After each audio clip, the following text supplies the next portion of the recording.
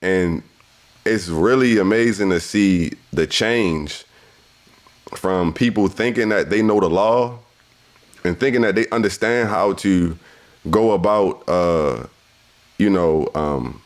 interactions with other people to when I get to breaking down what's legal, it's like culture shock.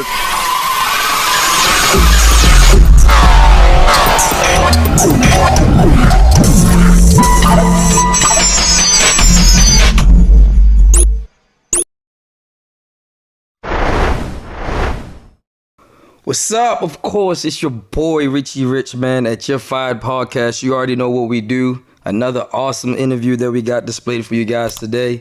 You already know, man, I've been fired a couple times. So what we do at Your Fired Podcast is we try to bring entrepreneurs on, allow them to discuss their business so that you know exactly what it is that they do, what type of service they provide. Also, it inspires you to want to be an entrepreneur someday as well. So I got my man Vaughn right next to me. What's up with you, bro? What it do, man? Appreciate you giving us your time to be on this interview, man. Pleasure to be here. Appreciate that. So we met at the barbershop. Yeah. All right. Yeah. So we go to the same barber. Didn't know that for a while. Yeah. Right. So I spit at you the other day like, yo, I got an idea. This is what we do for our podcast. And you was like, great, I'll do it. And we here. Now we here. So I appreciate the opportunity. So you have a company, right? The company's called Personal Protection Lifestyle LLC. Mm-hmm. LLC. You had it right the first time. Personal Protection Lifestyle LLC. My bad. Appreciate that. Yep. So before we got into that, right? One of the questions I always normally ask is not where you start from, but it's where you finish. Okay. I used to work at McDonald's, right? So I used to clean the floors, mop the toilets. I used to also work in a retirement home. Mm-hmm. So if someone would have said a couple years later that I would have had a small business fixing appliances, I would have told them they was lying, right? Right. So what are some of the jobs you used to do before you actually started your business, man, back in the day or something? All right. So my first job, like officially on the books, was Popeyes. Right. Love them chicken. Yeah. On Liberty Road. My manager name was Prince. Okay. A lot of people know him. African dude, kind of like from Coming to America. Like he's like African guy. You know, it's pretty cool guy. Right. That shaped my life a lot. You know, I was young there. It was a lot of negative influences in hindsight. I worked at Walmart. I met my wife at Walmart. Okay. I worked at Target. What else? Oh, I was a pool manager throughout high school. See? Yeah, I worked for a couple of local companies, and that's kind of how I got started in training people as a lifeguard and a pool manager. And that kind of, looking back, that's the beginning of where I am now, is that training aspect of being in the pools and teaching people how to swim and how to lifeguard. So that's what's up. So that's one of the things that's the main reason why I asked that question, is because we overlook small beginnings, right? So sometimes we might work at a McDonald's, you work at Popeyes, you're a lifeguard, and you think those experiences you'll never need them, but as a small business owner, like you said, you training people that's actually your employees in the near future that you can pin back or look back on a lot of those experiences that you've gained over the years. So great experience that you've learned doing all them jobs. Right. So you don't work just about everywhere. That's just the half. I'm not even, I still probably got another 6 jobs I need. Wow. Yeah. Okay, so now you've worked all these different odd jobs and Personal Protection Lifestyle, right? Where did that come about? Who inspired that? Were you you had mentors that you saw in your family that had small businesses? Like, where did the inspiration come from?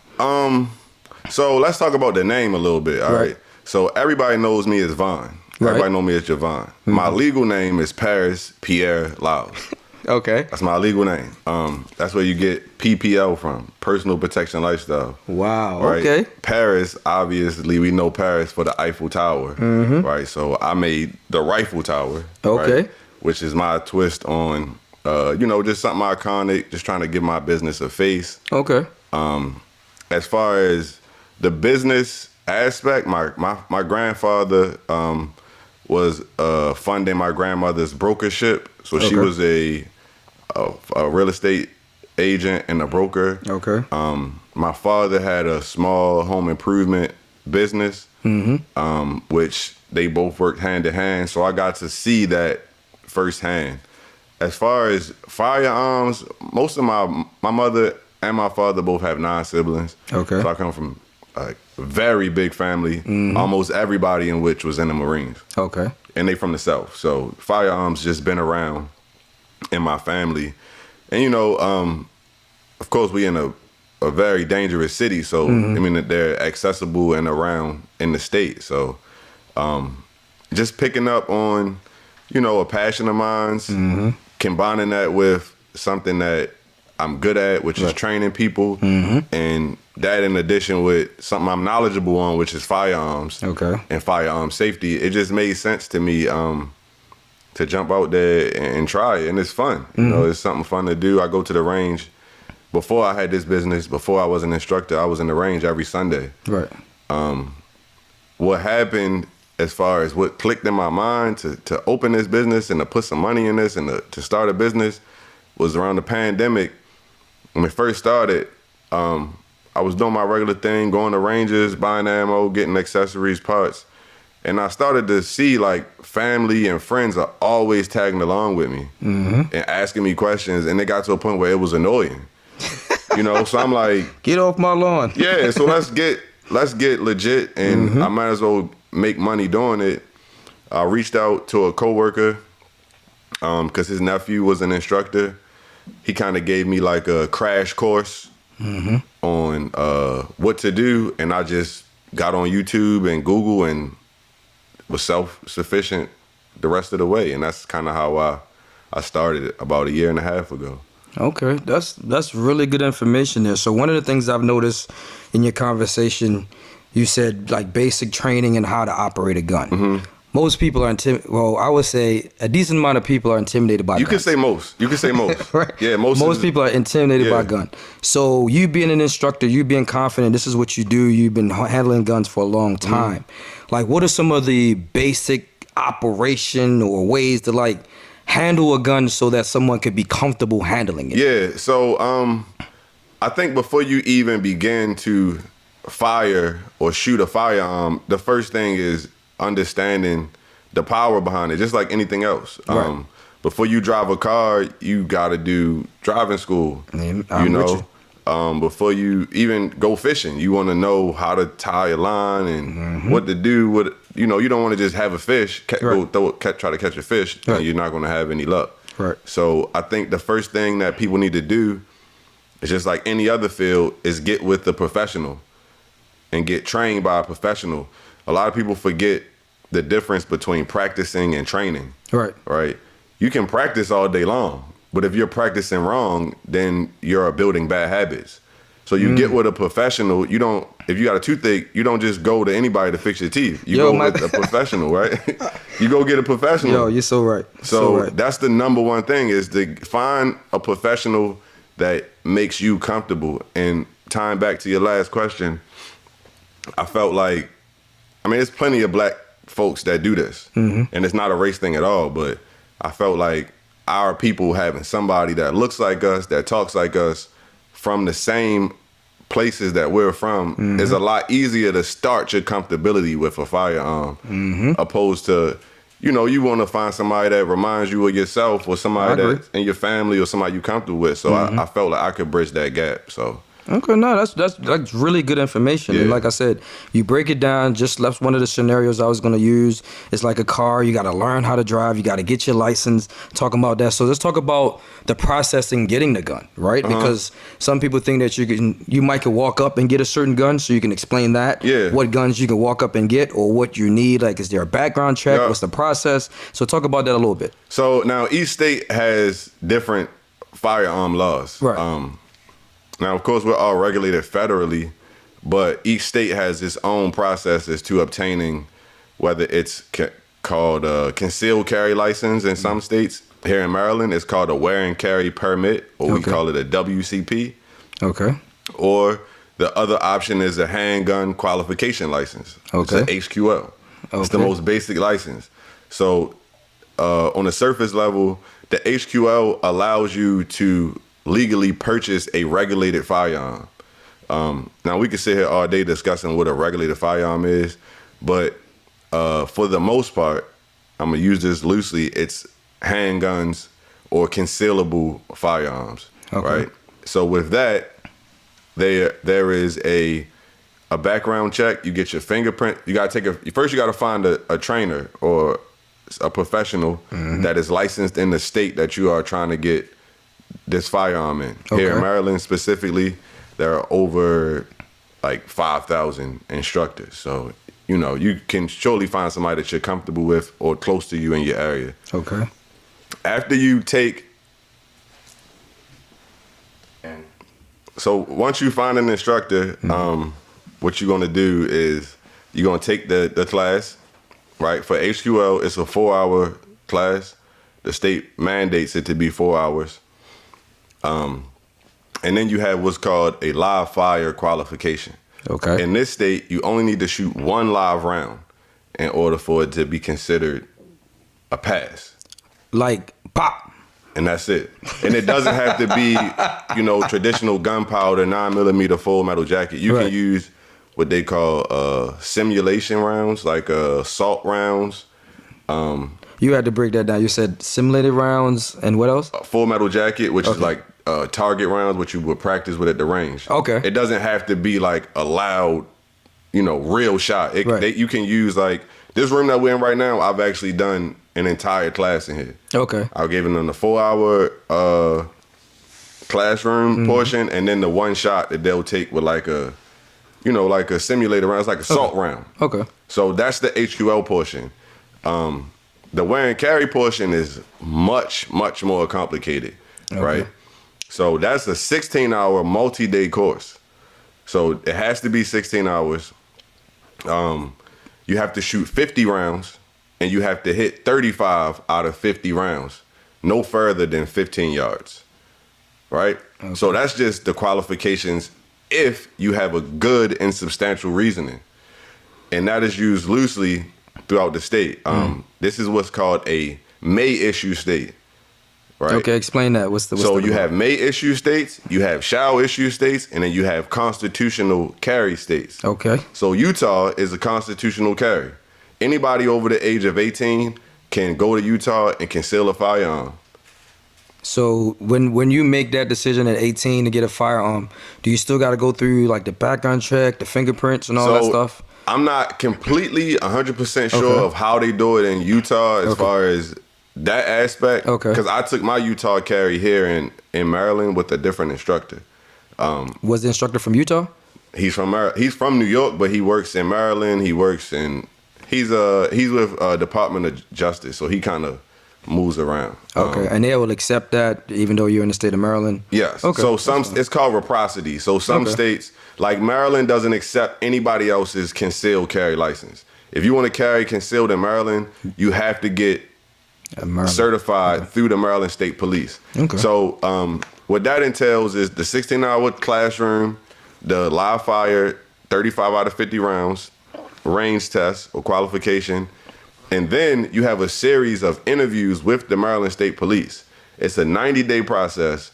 You have to give them 5 references for people that you've known over 5 years other than your family, and you have to have a good and substantial reasoning.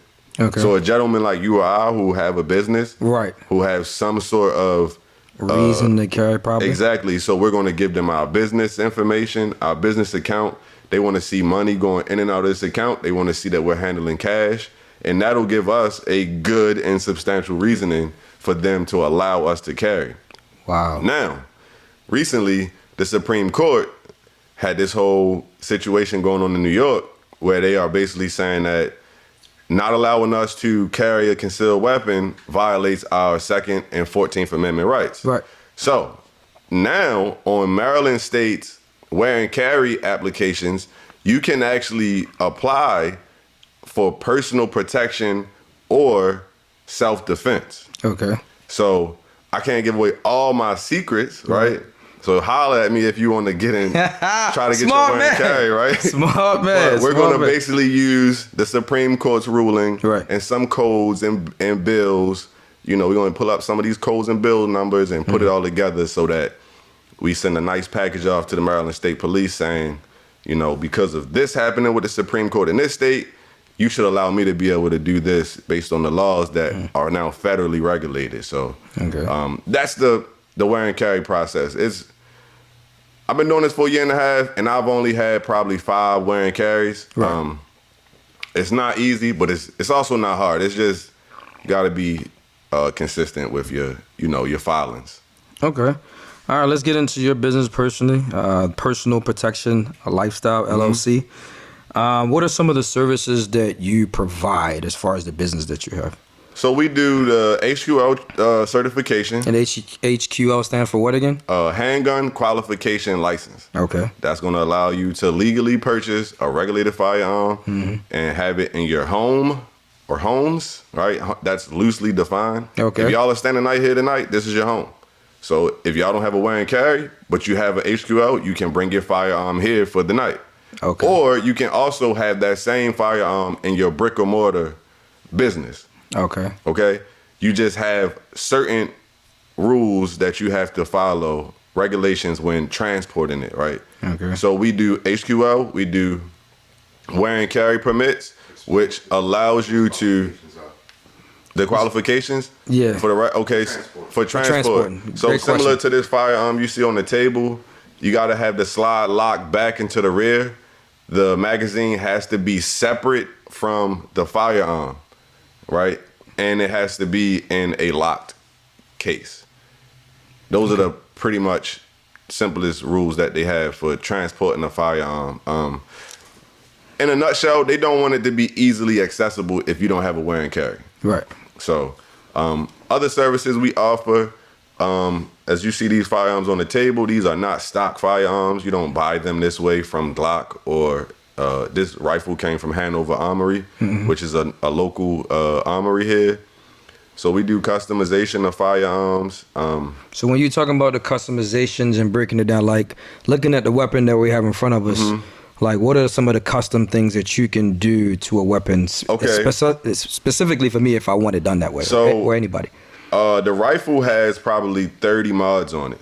Okay. This front grip here, this green grip here in the front is a mag pull accessory. Do we need to get the weapons so they can see, or?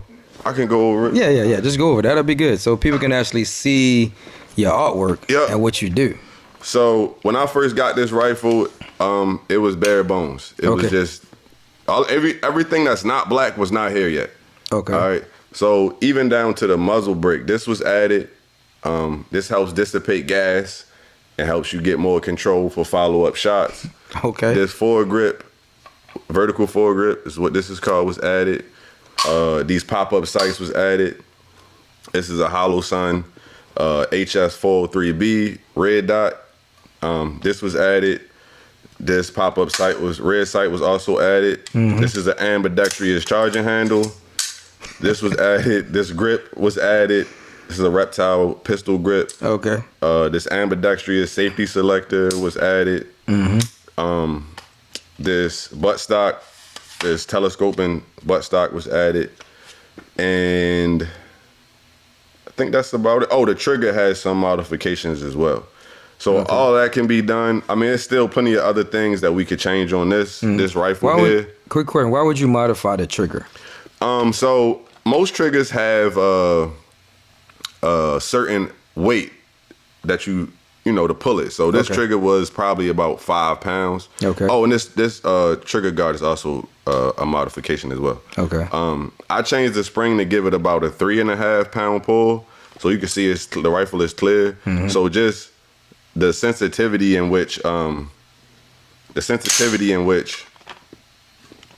trigger, right, it's a lot less slack. Right. Okay. So just pop. So it's kind of like what they would say, like a hair trigger. Okay. All right. That's good stuff right there. So that's that. As far as this firearm here, this base plate was added. This flat face trigger was added. This pin, everything gold on this gun was added, down to the base plate on the magazine. Okay. And this is a 15-round Glock magazine. That's another thing in this state, one of the regulations, is you can only purchase sell or manufacture 10 round magazines in the state. But you can go to Pennsylvania or Virginia to buy standard capacity magazines. Okay. So that's a little like trick that some people know about, some people don't know about. Okay, we can get into like your classes that you have. Checking out the website again. I want you guys to go to the website, personalprotectionlifestyle.com. All that stuff is going to be in the description box as well. Talk about your the classes that you provide. Like I told you before, I'm going to take that class, and I'm going to really take that class. Yeah. So just talk about the classes. I know you got Saturdays and Sundays. You have, and just talk about it for a little bit. Okay, so I do a HQL class. I set up a HQL class scheduled for the last Saturday of every month. I host that class as a group class, and that is at Gundry in Owens Mills. All right, we're familiar with that. That's where we go get our practice in. Yeah, so a really nice range, top of the line, very nice people. So I do that class last Saturday and Sunday of the month. That all depends on how many people booked or how many people I have pending. Okay. Right? That's a group class. That's $150. Okay. $25 deposit. Okay. If you wanted something private, that can be done two ways. You'll either come here and we'll do it in this basement here, and then we'll travel to the range either the same day or, when you get an opportunity around your schedule, or I'll come to your house and train you at your own house in your own comfortability, and then we'll just either do the simulated rounds in your house or we'll go to Gundry. I prefer that people shoot a real firearm. That's my preference. I try to always get people to shoot a real firearm. I also do range training for individuals that may have gotten their HQL from another person. Okay. And I'll just teach them, basic skills, basic pistols. We'll do some malfunction training. We'll do some, offhand shooting drills. We'll do some precision shooting drills. Okay. We'll do some point shooting. We got basic and advanced training around the range as well. I do countering the mass shooting threat. So I go to schools and churches, and I basically teach them how to react if, in today's climate with all these wild situations we keep having. I come there and I teach you basically how to react if somebody was to come in and try to commit a mass shooting in your facility. I also work with other instructors and do scenario-based home defense drills where you'll pretty much give me a block of time, like a week, and I'll basically come to your house whenever I feel like it and try to break in. I'm not going to literally break in your house, but I'm going to try to get close enough without damaging anything. Right. To try to show you where you may need to build around your home defense plan. Okay. So that's important. We do personal self-defense plans as well as home defense plans. Okay. The wear and carry classes are pretty much booked by student basis. That's $300. It starts at $300. Sometimes it's a little bit more pricey, depending on what people like. But like I said, that's a 2-day class, and those get pretty interesting. The classes are really fun, man. Right. It's always fun to me to see people's, like, when the class first starts, everybody's looking at me like, it's kind of like, all right, here we go. Mm-hmm. But then probably like an hour in, I start to see like people's face start to get scrunched up, and they start to give me this funny look. And then I start to introduce these scenarios. Right. It's really amazing to see the change from people thinking that they know the law and thinking that they understand how to go about, interactions with other people, to when I get to breaking down what's legal, it's like culture shock. Because a lot of the things that we were taught growing up, in our culture, how to defend, how to de-escalate, or how to act in certain situations, it'll get you locked up. All right, well, we can start there and then talk. Give it an example of that, because, like I said, I'm new to, I'm comfortable handling a gun. Like I said, I go to the range and stuff, but like I said, the law is what protects you, right? Yeah. So help us, like a scenario that you can give an example of that. Okay, let's put you on the hot seat. All right. What? Go ahead, I got you. All right, let's put you on the hot seat, right? So let's assume that you have your wear and carry license. Cool, right? I got you. All so right, what we got? You got it concealed, like I got here, right? You got a firearm concealed, right? You in the bar. You're not drinking. You just there with some friends, because we all know it's illegal to drink and carry, right? So you in the bar just chilling, right? Somebody's birthday. Somebody step on your new shoes. Oh, you step on my J's, on my Yeezys? Okay. Right? And he like looking at you. You walk away, or y'all walking away, and you call him an asshole under your breath, right? He hears you. So he nudges you with his shoulder, right? You get frustrated. You push him to the ground. He get up with a knife and try to attack you. You shoot him in defense. Do you think that you are in the right or the wrong? I will say that I'm in the right because he tried to come at me with a knife. Right. So as the concealed carrier, you cannot be the aggressor or the provoker. You're wrong. So you're in the wrong. The minute that you call him an asshole is where you escalated the scenario. Okay. So the main thing that I teach people is de-escalation tactics. Great. Before you even learn how to shoot this gun accurately, I want you to know how to not have to use it at all. It's not a God complex. You don't get to, it's not a junior police badge because you get to carry now. You actually have more responsibility because you have taken a course that has taught you the law and what you can and cannot do. So you're going to be held more accountable. Yes. You sat for 4 hours and the state mandates some of the talk points in these classes. Maryland state law is like one of the main things that you have to go over. The use of force is something that a lot of people don't think about. You got lethal force, you got less lethal force, and you got no force.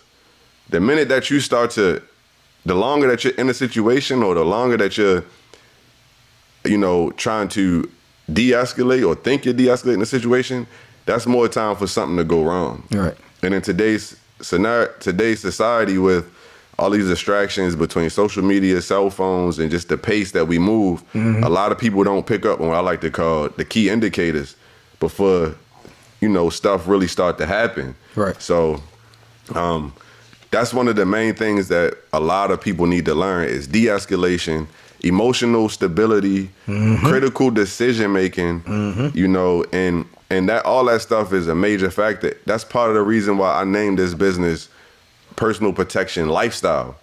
Forget you getting a firearm. This is information I'm giving you that should last you a lifetime. I love when I finish a course and somebody see me a week or two later and they like, hey man, me and my girl still talk about that class. Because it's bigger than just defending yourself with the firearm. Right. It's about bridging that gap between what we believe is the correct thing to do and what the law allows us to do. And that's one of my biggest things that I try to show people, You could take the H2O class. You only got to shoot one round legally. So I'm not trying to make you a marksman. I'm not trying to make you a sniper. I'm trying to get you to understand first that your way of thinking is probably going to get you locked up. Right? So you need to kind of recalibrate. That's a great word. Recalibrate, reinvent, your defensive mindset. So, which I've had to do myself.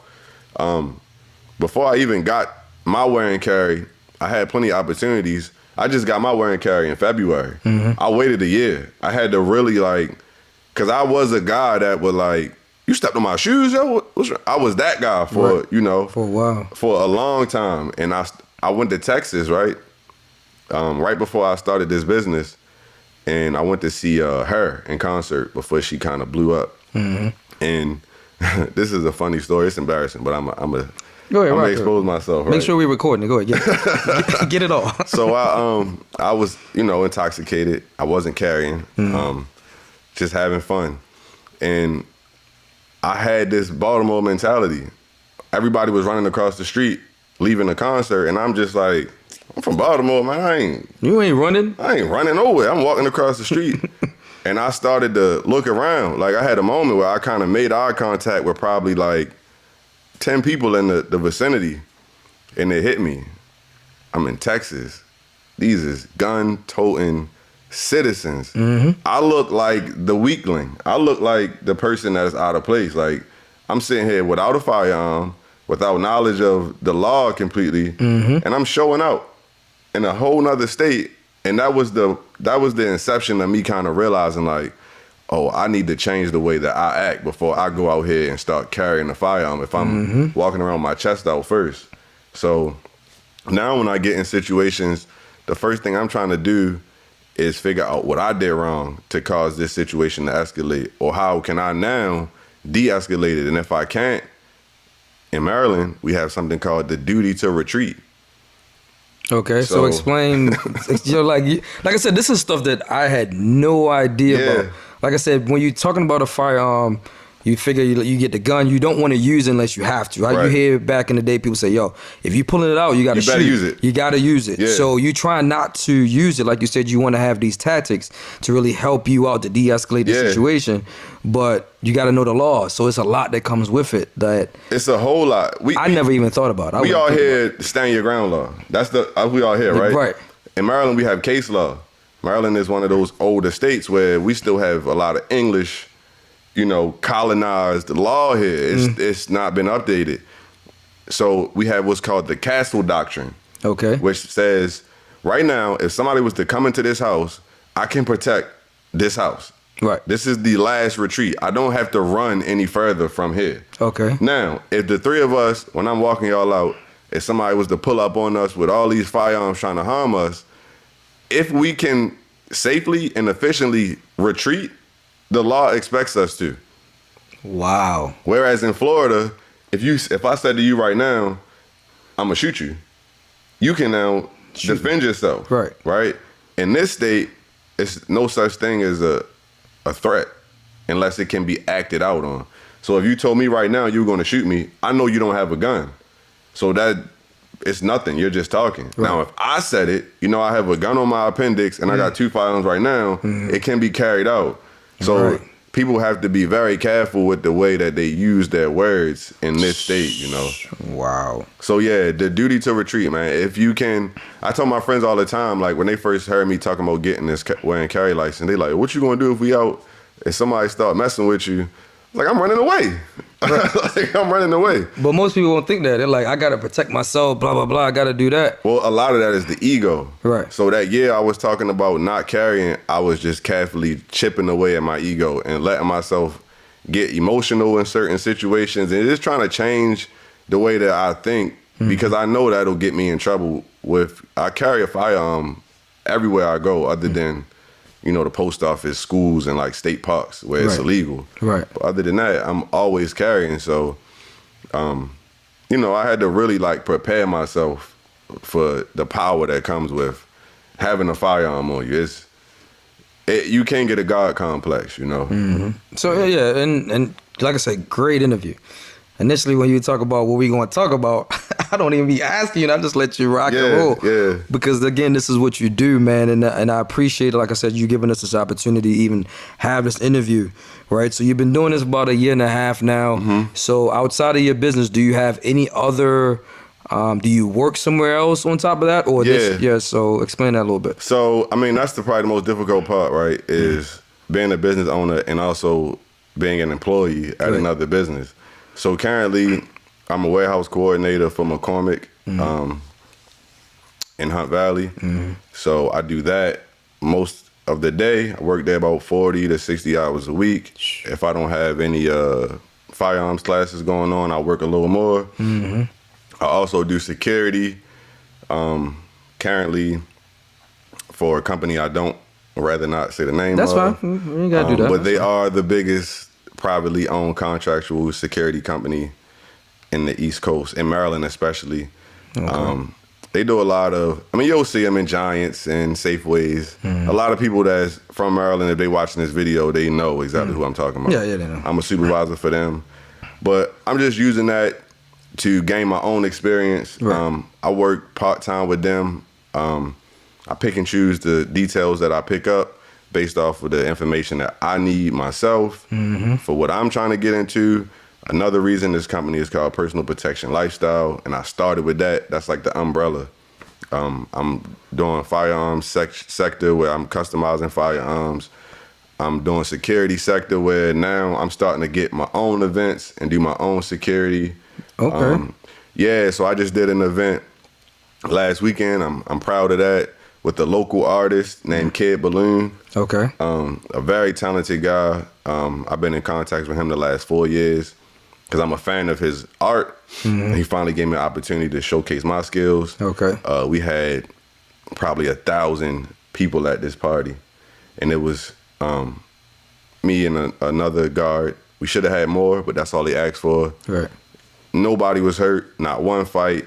Nobody was arrested. Nobody left different from when they came in. So I'm very proud to say that. You know, that was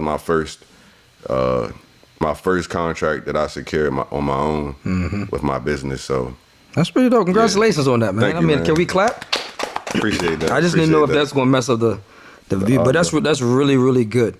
Right. So now that you're doing both, and that's the thing about being an entrepreneur. There's times when you're gonna have to go through the processes, wait a little bit, because it has to get to a point where it can sustain you. And there's nothing wrong with having multiple jobs and then doing your business on the side. Actually, that's the best way to do it. With me, I got fired, so I had no other choice. You know what I'm saying? Had to jump ahead in. Yeah, they fired your boy twice. It was like, yo, get out of here. But either way, like I said, I like that you're doing that. What have you learned in the last year and a half, right? If you was instructing your younger self, right? What advice you might have for your younger self, just in business in general or dealing with this, like just giving somebody some type of advice to help them out. So I don't really believe in advice, right? Okay, explain that. I believe in experience. Okay. So in my mind, we are all unique and individual. So if I try to do exactly what you told me to do, it's probably not going to work out that way. Okay. Just based off of the way I talk, the way I look, the relationships I have, your effort, all of that. Okay. As well as me, I like to be able to take accountability. I'm big on accountability. Dealing with firearms, you have to be accountable, right? Right. I mean, it's just a grown-up thing to do. So I'd rather you tell me your experience, and then I build my own thought process around that. So if I fail, I can't blame you. I can say, oh, this was my idea. I got to go back to the drawing board. Right. So to answer your question, that's probably the best experience that I have is I learned exactly how strong I was. Like, I mean, it's times where I'm like, man, I don't got the energy. But when it comes to my business, I get up and go take care of it, you know? And I always make myself understand, like even on my page, on my Instagram page, it says I'm a tutor and instructor, but it also says I'm a student. I'm consistently trying to learn. I'm consistently allowing people. I go in the range, and some of these range safety officers don't know I'm an instructor, and they giving me critiques, and I'm listening. You know, they might been shooting longer than me. They might give me some advice or experience that could make me better. So that's something that I would definitely tell myself before I started this is you have it in you. I mean, most of us do. We have it in us. You just have to find something that you care about and that you're passionate about and just go for it. You're going to fail. You're going to make mistakes. You know, keep it on the low. If you tell more people than that needs to know, then you got to deal with embarrassment. But if you are keeping everything internal and you're only dealing with yourself, it's nobody to be embarrassed to. You're just learning. You know, you turn those losses into lessons. You know what I mean? So that would be for anybody watching that really is trying to start a business, or even just someone that is, you know, passionate about something. I would just say, just don't give up. Just keep going, keep chipping away. You know, I'm still meeting new people, and I'm still learning new things that help me develop and expand my business. And what's crazy is, in hindsight, even going back to the beginning of this conversation, everything is kind of coming full circle. Like, people that I used to buy products from are now inquiring to take classes from me, and all of the things that I've went out of my way to do for people, being nice to people and supporting their business, is now coming back. So that's something I will also say, reach out to other small business owners and use their services. So, you know, and the flip side, you know, they will be inclined to come out and try to use your services as well. Great, and that's exactly why we started this podcast, to be able to help entrepreneurs. Like I said, I don't know if I said it, but I've been running a business for 11 years. So there's times when I had to bust my behind where so many people didn't even know about it. I had to work 16-hour days, 6 days a week. It's tough, it's hard. I've mentioned that before, but the gratification that you get out of the work that you put in, man, you can't get it from anywhere else. That's Yeah. why I always try to tell people, like, even if you do it on the side, it's like it gives you so much gratification. Like you said, you gotta have passion, you gotta have love. Because when you don't feel like working your regular job, what keeps you from going home and going to sleep is that I got a business and you want it to flourish. And that love and that passion is gonna push you on those days that you don't want to do it. Yeah. You know what I'm saying? And that's great advice there that you give, man. It's nothing like the feeling of ownership, man. Talk about ownership. It's a hell of a feeling, like, bruh. You talking about confidence and belief? Yeah. You can't tell me nothing. Yeah, especially when, like, I mean, some people have fortunate situations where things were handed down, things were passed down, or the trials and tribulations were smoothed out for them to have a nice, easy way to get to success. A guy like myself, everything that I've learned from business to customizing firearms to other than the trainers that I've had, it's all been YouTube, Google, and just asking questions to people who are in positions. Like, I didn't have somebody telling me, I went on the Small Business Association and read the steps that they help you to form a business in Maryland. You know, I didn't know about DUNS numbers and EIN numbers and separating your personal funds from your business funds. I had no idea about that stuff. I didn't know it would cost me damn near $10,000 to start a business. In this stature, I had to get insurance. You know, I had to get regulated. I had to get certified. I had to drive out of state to take classes. And while I'm on that, I just want to say one thing, just responsibly, for anybody that owns a firearm that may not be interested in actually taking these classes. It's a company called USCCA, United States Carry and Conceal Association. Most people have heard of the NRA, right? That's like the big brother. USCCA is nationally recognized organization. Okay. And what's unique about them is they have self-defense liability insurance, whether you're on private or public land. Okay.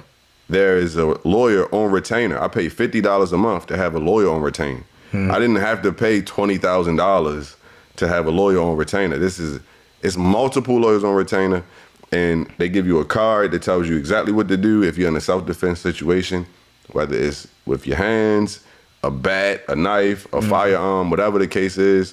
And I wouldn't feel right not saying that on this. No, that's good. That's good.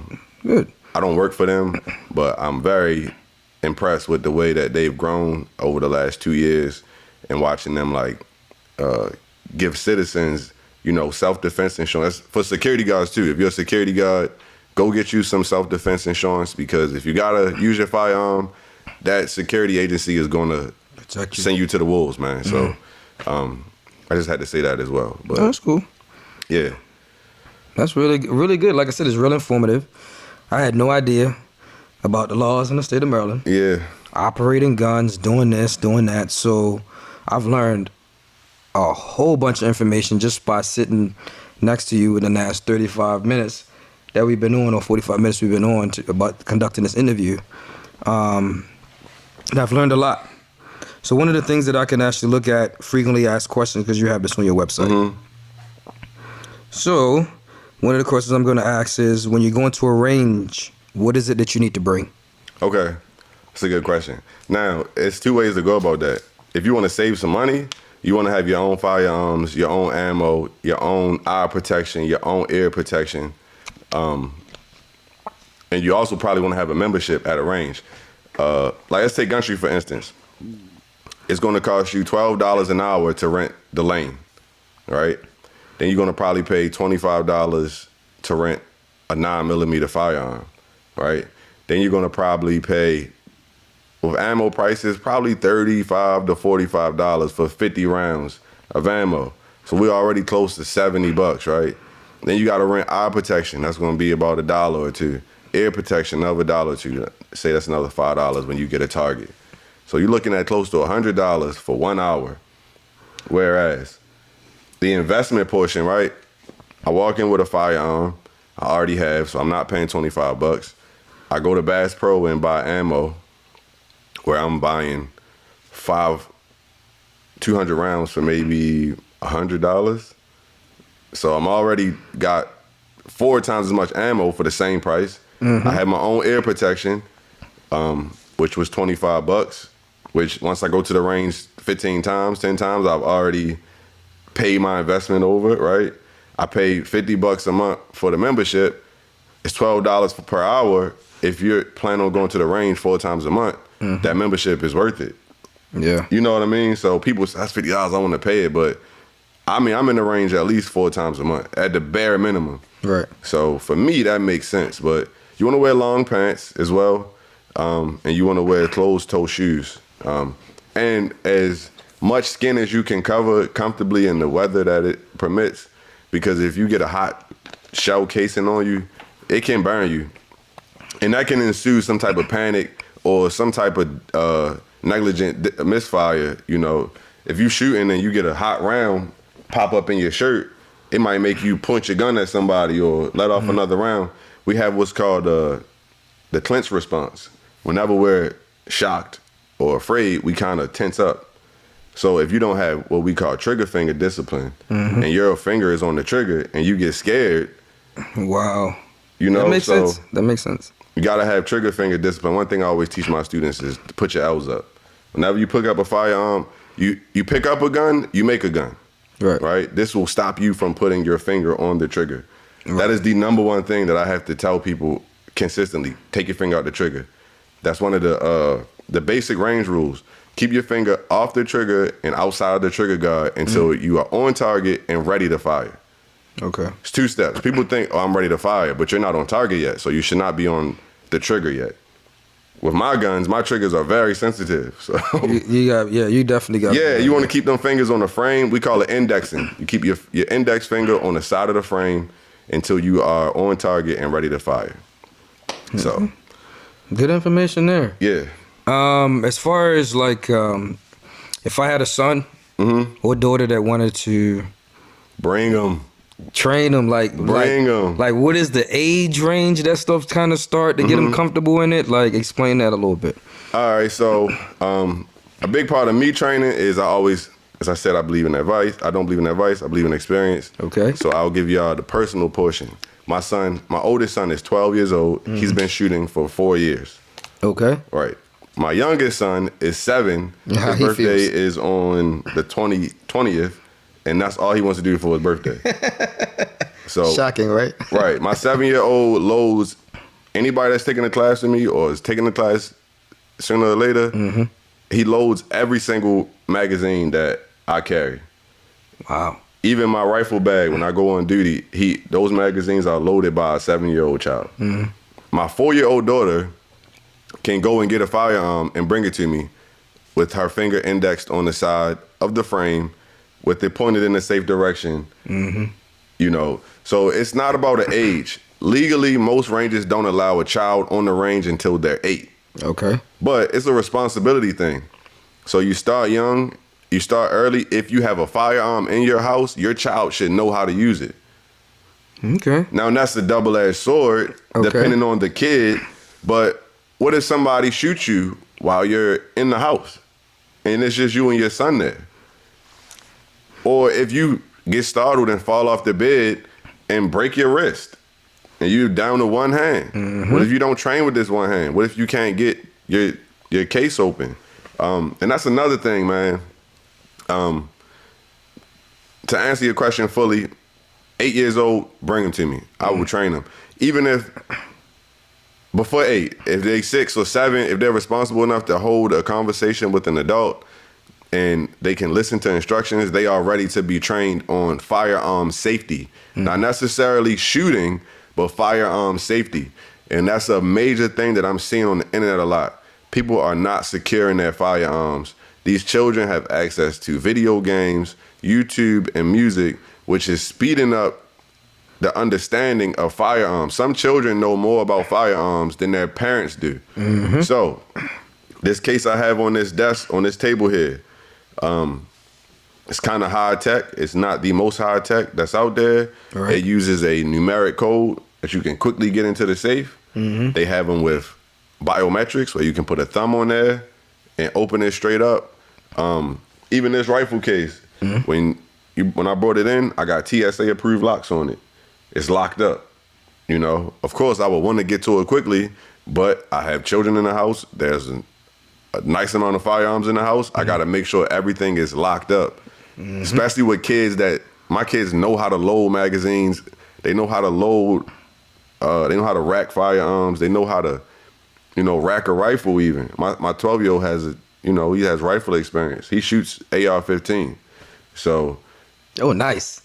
Yeah, he's pretty good. Oh, yeah, you're right. I forgot you. Yeah, Isaiah got a lot of experience with that. Yeah. I see a lot of the stuff we talking about, they probably can't see him off camera, but he's shaking his head a lot. They're shaking his head a lot because he definitely has that experience. And that's why I said this is why I was super excited about doing this interview, because I knew I was going to learn a lot about guns, learn about the safety. And it's really mostly just about your, like you said, de-escalating the situation is the primary thing about handling and having a gun to carry, because you just, like you said, you just don't want to use it unnecessarily. It's the last resort. You don't really want to use it the first thing, initial, and then of course the law doesn't protect you if you do it, depending on what state you're in as well. So that's one of the things I really wanted to get into. Yeah, man, you don't want to use the gun, man. You don't want to use the gun. It's going to cost you money. It's going to cost you time. It's going to affect your morals. This could permanently scar you for the rest of your life. Not only just traumatize you mentally, but it might put you in a financial hole that you can't recover. You may get shot in that exchange as well. Right. You might go to jail and, lose some of your freedom over whatever the case is minor in most cases, Excuse me. I had a guy, I was on, what's that? What's that street by the, You gonna have to Google it? Nah, by the road fines, they just put like, what's that, like Patterson? Right there on the corner, like by Dickey Hill. It's like a road fines, right? Yeah, Forest Park, right there at the corner, right? Okay. You know how it get kind of tight right there, like with the cars, right? So it was enough space for me to move up, but the car could still come out of the parking lot. It get real congested, right? So this truck was like easing out into the street, almost like he thought that he was gonna make me stop. But I was on my way somewhere, and I'm like, I got enough space. He can still get out. I'm gonna just squeeze in there. So I pull up into the space. He's in like a truck, so his car is above mine. I had what's called like I forgot the name of it, but it's like a magnet that it sticks on under my dash, and my firearm kind of just it's magnetic right on top of it, right? It's Grippy Tech. If Grippy Tech watching, bro, give me a discount code. Get him a discount. Yeah, so you stick the firearm on there. So usually if somebody approaches me, or when I get in the car, I'll take it out of my holster and put it on there so it's not uncomfortable. It's more easy access. I can put my seatbelt on. This gentleman was very upset that I didn't allow him to come out. So he's like, hey, man, you see me coming out? Like, that's what they got the hose right here for, so the cars can get out. So I'm, going through this situation mentally. I'm like, you already in the wrong. Like, I'm in the street. You're supposed to wait until you have the opportunity to come out, right? We get into traffic law. I'm not a driving school instructor. Anyway, right? So he rolls his window down. Wow. He gets behind me, like, right? He's approaching me on the left. So I'm here. He's coming out this way. He kind of gets behind me, and he has tents on his car, so he puts his window down. So I got my hand on my pistol, all right, because I don't know what's about to happen. So I'm looking up at him. He's yelling, yeah, man, you see him trying to come out? I'm like, I'm letting him talk. And he goes, you obviously don't know how to drive. What the is your problem? So that's when I start to get a little, I'm like, you're cursing at me. It's not cool, right? So I'm like, can I talk now? That's when I get a lot of confrontation with people, the main thing that I like to do is ask questions. Whereas most people get in confrontations and they start to point fingers and accuse people I like to ask questions. What's your problem? What's going on? You good? It's stuff like that. You can inflect your tone. you can kind of play psychology games with people without making direct statements if you're just asking questions. I'm like, can I talk now? Can I talk? You gonna listen? Right? He's like, all right, go ahead. I said, man, you got to go where you wanted to go. I wanted to be here and you wanted to get in the turning lane. What's the problem? Right. So the guy was like, I see that question really open up his third eye. He was like, man, I must have just been upset, man. They wasn't trying to take my debit card in there. I mean, my food stamps card in there, man. I'm just having a bad day, man. I'm sorry, brother. You have a good one. So when I talk about de-escalation, that's what I'm talking about. Never was mine. Even though my hand is sitting on my firearm, he may have seen that. I'm not aware of that or not. But in my mind, everything that I said was at a, respectable tone. I'm actually speaking. I'm not going to speak Ebonics and slang with him and get down to his level. I'm going to go higher and speak clearly. I'm going to speak in a reasonable tone, and I'm going to ask a bunch of questions. And that's just one of my ways of de-escalating things. And that's how I think that, most people should go about these situations opposed to immediately getting defensive and ready to attack somebody. That's the best way to handle it. Yeah. I agree with that. Yeah. So, personal protection lifestyle. What's the goal? What is it that you're looking for at the end of this? I love that question. You know what I'm saying? Like, I love that what do you question. want out of this now? So, I mean, to be honest, like, I'm actually like superseding a lot of my expectations. Yeah, we set our expectation real low. Yeah, so like, I thought they was high, but once I see how much work I put in, I'm starting to see like, all right, so my goals are continuously changing, right? Because I'm Continually growing, meeting evolving, them. changing. So my main goal is to be able to employ as many African Americans, especially in Baltimore, specifically Baltimore, just giving them empowerment through their Second Amendment and 14th Amendment rights, man. I also, while doing that, want to change the stigma behind Baltimore guys with guns and the stigma that we had with firearms in this state, because all you hear is, this person shot, this person shot. And my theories, my brain, the more responsible concealed carry firearms owners in this state, the less crime. If the criminals know that everybody has a firearm legally, they have to be a lot more selective on who their victims are. I'm 6'3", 195. To some people, that's a big guy, right? Yeah, big guy. But if I'm like this outside, if I'm doing this outside all day on my phone, I'm 5'2", 105 pounds. The size doesn't matter. I'm distracted and I look like a victim. Okay. My size doesn't matter at that point. So I also want to help people understand about their footprint and their awareness in society. We all as civilians have to work together to make society more of a place where criminals don't feel like they can just come out here and do what they want to do to us. I don't want to have to be the only person responsible when I'm in public, but I often see there's a lot of distractions. Like, I'm usually the friend that's not drinking, I'm putting myself in the position in the room where I can see the exits and the entrances. I'm being the guy that, you know what, y'all want to go out here? I don't want to go, but I know it's dangerous. I'm going to go with y'all. So I just think that bringing people together in the two-way community and having more brothers and sisters legally responsible with firearms, knowledgeable about de-escalation tactics and conflict avoidance, that is my goal, man, is to empower and to get as many people as I can to, be on the same page with this. Now, secondly, outside of just humanitarian vibes, which that's kind of on, is I want to be the biggest celebrity executive protection agency in America, in the world. I want to, me doing that Kid Balloon party, my kids love his art. So for me, that's passionate. I let something happen to Kid Balloon, my kids are going to be distraught, you know? So I want to work with artists. I want to work with business folks and get them firearms legally, get them that wear and carry permits so that they don't have to worry about going to the ATM and being scared. Because, I mean, I don't want to say I'm taking people's money, but people are paying me to go with them to the ATM. Right. I mean, it's great for business, but at the same time, if you had your own firearm, you could protect yourself, you know? So that's the goal, man, is to get as many as us empowered through the Second Amendment as possible.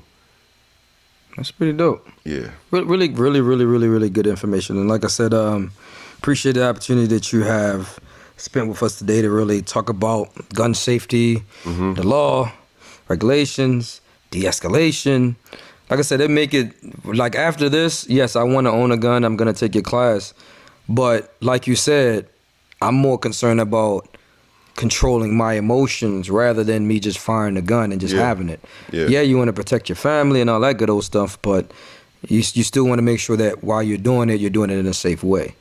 All right, I'm going to just ask you this question about you and your family. Like, when y'all go to like a restaurant, do y'all like, let me check the exits? Let me like what is y'all mentality when y'all like really like we go and sit down and we go eat, we good. What y'all looking at when y'all go out to like different spots and stuff? So I like that question too. So Y'all do that? yeah, now I look at the exit. You're right, but he's looking at it from like a different way. He like, yo, baby, you see this? I don't know, your kids were like, Daddy, like, you know what I mean? Like, yeah. So with me being like a lifeguard and a pool manager, I already have this. I mean, it's a gift and a curse. I can't turn off being aware and like looking 3 or 4 steps forward. I'm always like, oh, somebody gonna trip on that. Like if they don't move, like that's no matter where I'm at. So if you've been a lifeguard, anybody been a lifeguard? He's a lifeguard. Yeah, so he's shaking his head. He know it's like something you just can't turn off. So transitioning into firearm safety, it's the same thing. I go in a restaurant and, you know, I'm thinking about where I'm gonna sit at. I'm looking at everybody's waist. I'm checking people's hands. I'm checking, you know, if it's cold in here and he's sweating, that's weird. I don't know exactly why, but I got to keep my eye on that guy. You know, I'm watching body language and the way 2 people are interacting. If they're sitting there passionate, deep in each other's eyes and like really having a deep conversation, I ignore them. I don't have to worry about them, right? They have other things on their mind. Now, the guy that's sitting there by himself, looking around at everybody, like with no perfect example. I did an event for Lexington Market. They rebuilding it. Right. So the new building, they had what's called a homecoming ceremony, where they had a bunch of vendors come in that used to be in the old Lexington Market, and you know, business owners come in and put their stuff in. Now that area was a little bit difficult to secure because of where it's at, right? It's in a weird spot, right? So there were 3 gentlemen that walked in that weren't supposed to be there. I seen everybody that came in. I also have a photographic memory, so that helps me. One thing I noticed was, one thing I do to draw a parallel is whenever I walk in the room, I try to find an identifiable characteristic on every single person that's in the room. So, okay, like, for instance, you have on yellow shoes, right? That's the easy thing for me to remember, how to remember you. You have on yellow shoes. Like, so if I can tie that with your name, Richard with the yellow shoes, I can easily.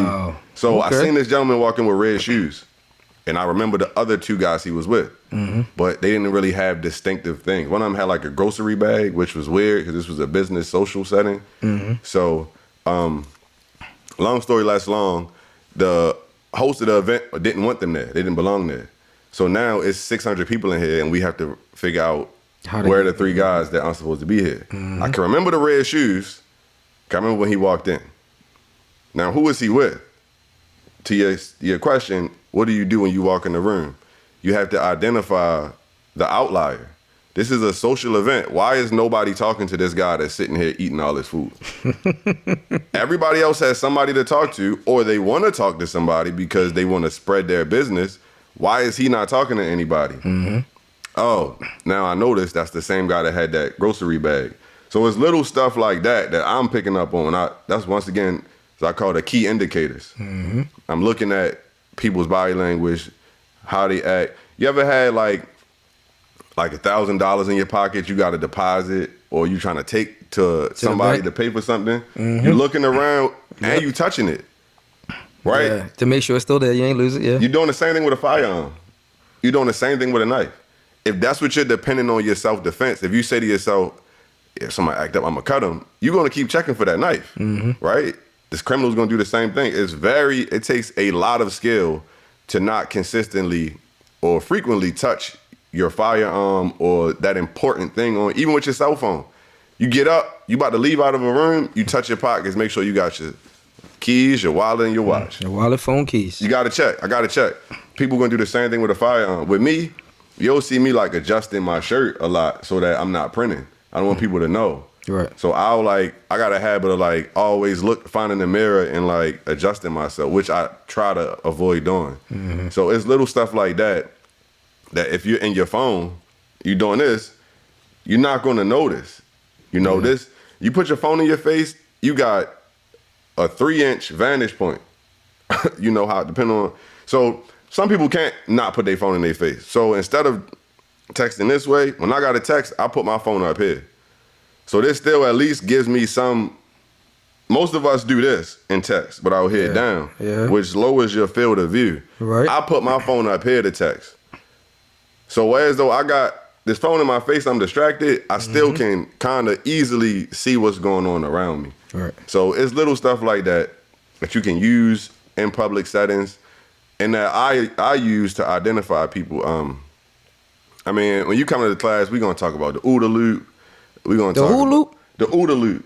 Observe, orient, decide, act. Okay. All right. That's used in Wall Street as a business practice. It was developed by an Air Force guy back in the day. Okay. We're going to discuss the color codes of awareness, right? White, yellow, orange, red.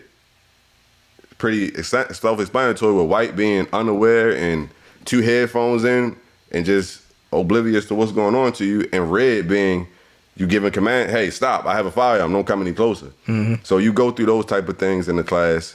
That'll help you be more mentally prepared for public interactions, you know. Us all being from Baltimore, we've all seen some stuff, right? It might not be somebody getting shot or stabbed, but we've all seen a crazy fight or something start. It didn't just happen like that, right? Tires screeching, loud yelling, cussing. You can kind of feel a negative energy or like a heightened, you know, sense of urgency between people. You might see some funny movements. You just have to be able to pick up on them. If you're on your phone, if you're distracted, then you look more like a victim. You know, you might not see certain stuff. So that's what we looking at when we go in the restaurant. I'm asking my wife, you think he got a gun? You think he got a firearm on him? You know, it's little stuff like that. It's a game. We play games like that. Yeah, you gotta be aware. Now, like go in the restaurant where we hang out or we go wherever, I must start. I mean, I look now because of everything that's been going on and where we live at in America and all that type of stuff. I do the same thing. I be checking, I be looking. I make sure that my headsets are not in. If it's in before I go in, I take them all out so that I'm aware. So I just, like you said, don't be a victim or just be just out there, you know. You want a good seat where you can see the exit. If it's one exit, entrance exit, you want to be able to identify every person that walks in there. I will wait an extra 30 minutes to get a table where I either want to be out of sight, out of mind, or I want to be in a spot where I can see everything, you know. Or it depends. If I got 3 kids, so if I got the whole family with me, I want to be as close to the exit as possible so I can see it. If I'm by myself or with my wife, I'm cool with sitting all the way in the back because then we just can funnel our way through. It's just me and her to try to worry about. But you know, you got your grandma with you, or you know, somebody disabled. You kind of want to position yourself in public to where you can use that duty to retreat to your advantage, you know. Okay. You don't want to be stuck. So. Yo, like I said, really good information. Again, if you want to get your firearm in the state of Maryland, man, check your boy out. Yes, sir. Vaughn at the personalprotectionlifestyle.com. Check out the website, everything that you need, scheduling appointments, frequently asked questions, the wear and carry permit, HQL course. USCCA referral. Also, it says support a black-owned business as well. That's something that we can do. So I'm just gonna ask you a question about that. When you're saying supporting black business, there is just like donations, people helping you out. Well, I'm sorry to cut you off. No, you're good. So we have not received any donations as of yet. So Okay. Well, you can put it out there. Like we're putting it out there if people So, want to donate and help you out. You can donate some ammo. Right. You can donate a classroom space that we could use to host a class. You could donate money, if you want. You can donate a firearm. You can donate firearm accessories. A referral is a donation in my mind. Correct. You come with a group class of 5 or more, and I'm gonna give you a discount. You bring 5 or more people, and I'm gonna take the $25 off the top. You don't got to worry about the deposit. Right. So you bring 8 or more people, your class is gonna be free, and they only gonna pay $100 for the HUL. Okay. So I work with people, even down to the range training. People don't want to pay certain prices. We can I own the company, so we can adjust certain things to make it favorable. It doesn't have to be. We own it, man. I don't got to check with nobody. I got you. All right, so Isaiah got one question to ask, right? Isaiah got a question in the back. Yeah. What do you recommend for your first firearm? I went like this with the AR when I first shot it. People like, yo, you can't go nowhere with this. You know what I'm saying? So what's the best one? All right, cool. So that's a good question. I don't recommend firearms for people. What I do is range consulting. Okay. So I have a class, it's $50. I come to the range with you. Once you get your HQL, and we sit and we pick some firearms up. And we're gonna talk about your hand size, your finger length, the use of, what are you using it for? What type of clothes do you wear? Like, I'll give you an example. Right, so this right here is a Glock 43X. Okay, this is one of the most popular firearms out there. So for my YouTube people, it is not loaded. All right. Yeah. We want to be safe. It is not loaded. This is also another one of my slightly custom pieces. Got some aftermarket work on here. This firearm, the 43 comes with 6 rounds, which is not enough. The 43X comes with 10 rounds, which is also not enough. These S15 shield arm magazines allow you to put 15 rounds into this micro compact. So this is about a 3.5-inch barrel. Yeah, that's right. So it's almost concealable into my entire hand. I kind of like that. Right. Shorter the barrel, the louder the bang, the harder the kick. Right. Okay. The longer the barrel, that gives more space for gas to dissipate. So you're gonna get less recoil, and you have more visual indicators for your eyes to pick up on to have a more accurate shot. It's harder to shoot with shorter barrels, but it's easier to conceal them, right? So it depends on what you're using the firearm for. I move around with this firearm. This is what we call an EDC. It's my everyday carry. So this gun has to function perfectly. So that's a big part of it. If you're planning on carrying a firearm on you, you don't want a cheap firearm. You don't want to trust your life with something cheap, right? You want something that you can use. You want a weapon system that you can use easily and readily if you need it. Whereas that firearm is probably 1.5 pounds more than this. So we got more weight, the same amount of ammunition. We got more barrel. So, it's a lot. It depends. It all depends. I don't recommend firearms, but for first-time shooters, first-time purchasers, I almost always tell them to buy a Glock. It's easy to clean. That's what I was going to ask, maintenance. So, like with this gun, I could take this gun down that fast. Now, I have been doing this for a while. Yeah. Do it that fast. Yeah, go ahead. Mention that part. But with the Smith & Wesson or some other firearm, maybe an FN, it's not that simple. It's more steps to taking it down. So it's called a field strip. So this is what you would do, if you have a malfunction or you need to clean it quickly, just a quick clean.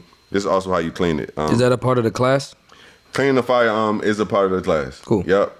So that is one of the topics we touch on. And I give some extras. I've actually had instructors come and say, you giving out too much information. They ain't pay for all that. But I give extras because I'm a thorough trainer. Quality is always better. Give out the quality. Trust me, you're gonna get reimbursed for it. So you want something that you know how to take care of. You want something that you can use readily. Whereas if you had like a 1911, you know, they have a grip safety, they have a thumb safety. So if you're in a self-defense situation and you need to take your firearm out, take off the thumb safety, you know, if you got on a level 3 holster, you got to move a strap, hit a button, and do all of that type of stuff. It's going to take you a lot longer. Mm-hmm. Whereas this firearm, I keep a firearm a round chambered in this at all times. There's no safety on it, but I have trigger finger discipline. Yeah, oh yeah. Right? Mm-hmm. Also down to your holster. You want a holster that fits what you're wearing. I ran out of the house too quick. This is not the right holster for these pants. This holster is for a belt, right? It's something called an ulti clip, where it basically just clips on to like your basketball shorts or like your track pants. Okay. And that's the one I should have grabbed, but like I said, I was rushing. Okay. And I grabbed this holster. I'm glad you mentioned the clips, and because I thought that probably would have been the right one for it. Again, being naive, not really knowing, not knowing what's going on, or ignorant. And having the right clip, having the right holster. That's very important. So I'm glad you mentioned that, because I would have never thought of that. No, never. So yeah, the holster is important depending on your state, the weather, the clothing that you're wearing. This is an Eclipse holster. Mm-hmm. I forgot what state she's in, but it's fully customized. You get to pick the colors, the clip. Mm-hmm. I went with my company colors. Right. Gray, black, and orange. Mm-hmm.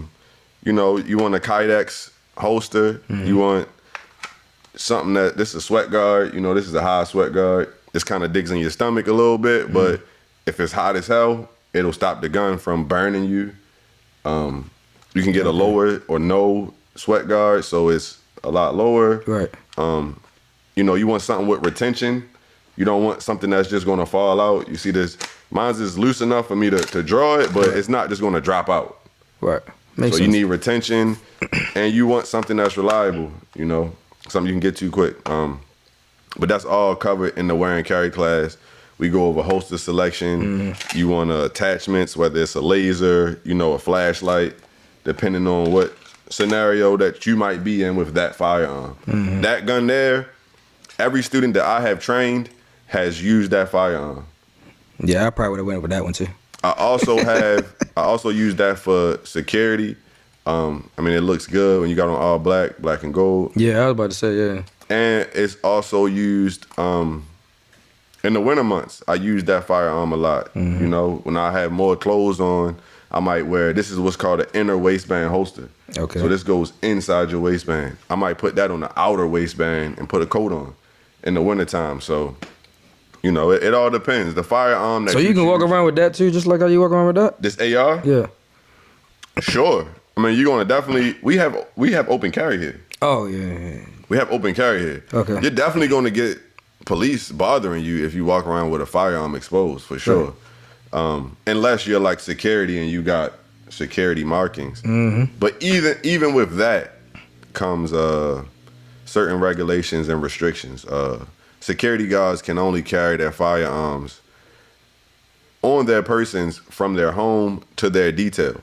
Right. They can't just walk around like I don't have any restrictions. I can carry a firearm anywhere except for state parks, mm-hmm. post offices, and schools. Mm-hmm. Anywhere else, I can take a gun. If I go to Atlanta, I'm flying them with me. We got something called declaring your firearm, mm-hmm. where you basically give it to them, they put it under the plane, and you go to a state that accepts your carry license, and you can take your firearm. I go to Atlanta, I'm not going there without a gun.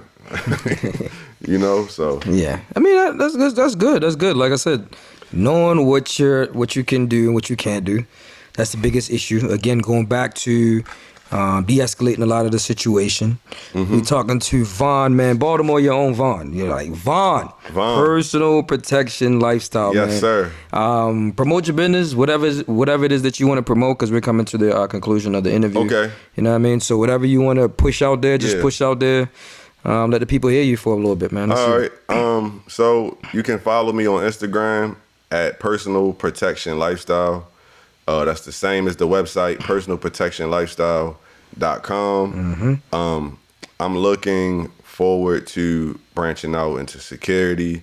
So if you own, any type of building or you're throwing an event and you need security, get with your boy before the prices go up, because we definitely going to the top soon. I'm looking to employ more business owners to come out and take some training, take a wear and carry class. Even one thing I definitely want to talk about, I work with a guy named Devin, a dude who is now known on YouTube as Felon with Firearms. So a lot of people ask, we didn't talk about it, is what qualifies or disqualifies you to get a firearm. Okay, good point. A lot of people think that if you have a felony or if you have a record, that you can't get a firearm, which may be true, but you should still train if you're not a felon, right? If you are a felon, get with me. I'll get you introduced to my man Devin, and he works on rights restoration. Okay. So he is, as his name states, he's a felon who owns firearms. There is a way for you to get your rights back, to get them restored. It may take some time and some money, but it's something you want to do, it's possible. I also wanted to say, while I got the time, for people that do own firearms, whether it's a cable lock, a barrel lock, a pin code case, please lock your guns up. I see way too many stories of kids shooting kids, kids shooting themselves, stray bullets, hitting people while they're cleaning their firearms. Always, people, when you first get a firearm, somebody gives you a gun, check to make sure that the barrel is empty, take the mag out, confirm that there is no live rounds in the gun. And I mean, the last thing outside of, us expanding and starting to do more, I am taking apprenticeships currently. So we're doing 6 months to a year. Obviously, it's going to be either some work that you got to do if you want my guidance, or some money. But we are taking apprenticeships now here in year 2. I got a couple guys that'll be instructors pretty soon.